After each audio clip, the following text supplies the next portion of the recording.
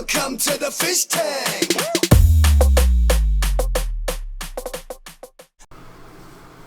Hey everybody, Fishman here. Welcome to another video. This guppy is so pregnant. I thought for sure she was going to give birth today, and to that end I had focused a camera on her tank.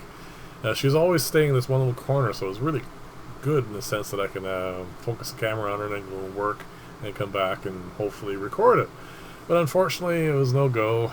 She's going to give birth soon, and probably to a large number of fry.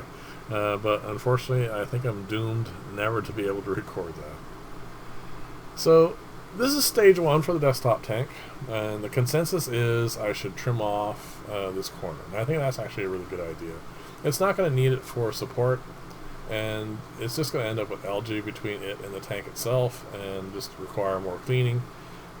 So, I think I'll just trim that off. To do that, though, I am going to need to protect the surface of the acrylic. So I'm going to put this painter's tape on here. When it peels off, it doesn't leave any residue, so it won't mar up the acrylic. And then it's just a simple matter of running it through the saw, as I've done before. One of the things I plan on doing, one of my many plans, the things I want to build, is a crosscut sled for this saw.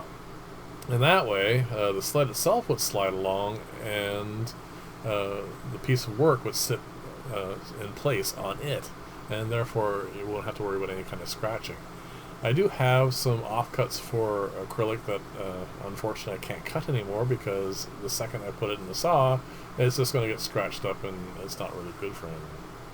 So all I've done here is I've set the fence and the saw blades so that it just barely misses the edge, and also just barely cuts through the 1/8 inch.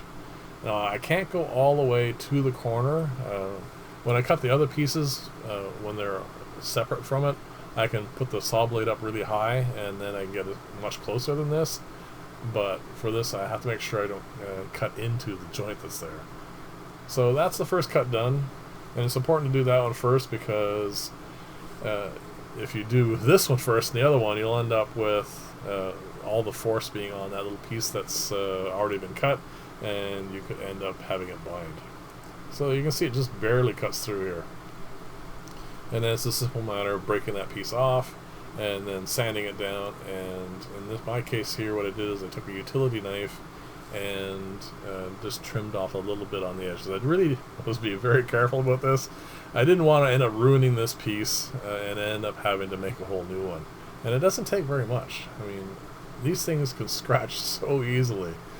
People have asked me many times to build desktop tanks and or just like acrylic tanks for them, and I don't like making acrylic tanks for commercial reasons. It scratches easily, it's much more difficult to clean, and I find glass is actually much more reliable as far as holding water long term.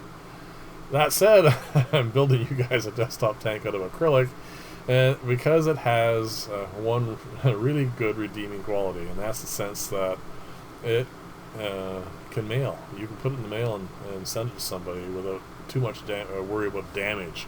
And unfortunately, glass tanks you just can't do that with. And also, of course, because it's acrylic, it's also lighter. So there you go, that's done now. And off camera, what it is, I decided on kind of a tower shape for stage 3. I'm not sure I'm happy with it. But I wanted to get this process started. Like, I want to test this out and run it, and I want to see what can be done and what can't be done. And that is actually something I should mention at this point. This is a test. I'm pretty sure most of it will work fine, but it's going to take some tweaking, and I want to get it to work properly. So it needs to be adjusted for sure. But I wanted to show you all the processes I go through when I do this sort of thing. One of the things I changed for this is this is the top for where the two tubes meet, so I can it's the elbow basically. Normally I have a drill at the top for this, and instead of doing it that way, you can see the drill bit set up there. These are all going to be end drilled. That way I don't have a piece of tubing and also airline tubing sticking up above, and well, just it gets unsightly that way. So these are all going to come out the sides. It was just something I wanted to do just to make this a little bit neater, because, like I said, this is going to be a giveaway, and I want it to look as good as possible. Now, these pipes are all cut to the same length because I want the flow to all be the same. But as I test this, as I run it, I will probably make adjustments to this. And so far they're all just set up towards the one on the far left, which is the initial one. And then I think we might have to make changes as we go along. And I'm not really happy with the height of this third chamber. I mean, it kind of looks nice, but I think I would have to go to a lot of trouble to make sure the water re-entering the aquarium won't cause too much splashing and stuff. Now, there's no air stones on this. I just wanted to run it just to see how the flow was. So there's going to be a lot of extra bubbles and whatnot, but all that will be easily taken care of once this is all full of media and rocks and plants and stuff. You won't even see this. I'm not even sure that it's going to require an air stone. But this is the first stage running, and this is operating under just normal air pressure. These lines would go to box filters that are on my system behind me, and I just ran them over to here just to get this test going and see how it ran. And I actually do like the flow through the first two levels here. I think it's going to look kind of cool, especially the second one, once you have things in there, like some gravel and some plants and some fish and other things in there, and ways of mitigating all those bubbles. It'll actually look, I think, kind of look cool. And that's obviously the important part here. And these two I think are really cool. I think I'm going to leave them as is. Obviously there's going to be other stuff added as far as finishing up the details to make it what I want it to look like. But the third stage, I'm not sure about. You guys would definitely need some feedback on this one. Either shorter or just leave it out entirely. I'm not sure yet. I have to figure that one out. It works. It works to a point that's obviously a lot less. I mean, I was actually kind of surprised by this because the airlift ladder I had put together for that's going to run the other system, I mean, it went up 5 levels and it was perfectly fine. There may just be some sort of blockage or something. I mean, I'm not sure yet. I mean, this was just an initial test to see how it worked. But as is, it is underperforming for sure. So I'm going to have to do something about it. I'm not sure what it is yet. Let me know what you think, actually.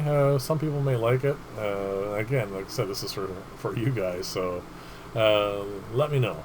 And what I'm going to do now is I'm going to probably spend at least a week, I think, tweaking this, getting it to work properly, adjusting stuff, maybe leaving stuff off.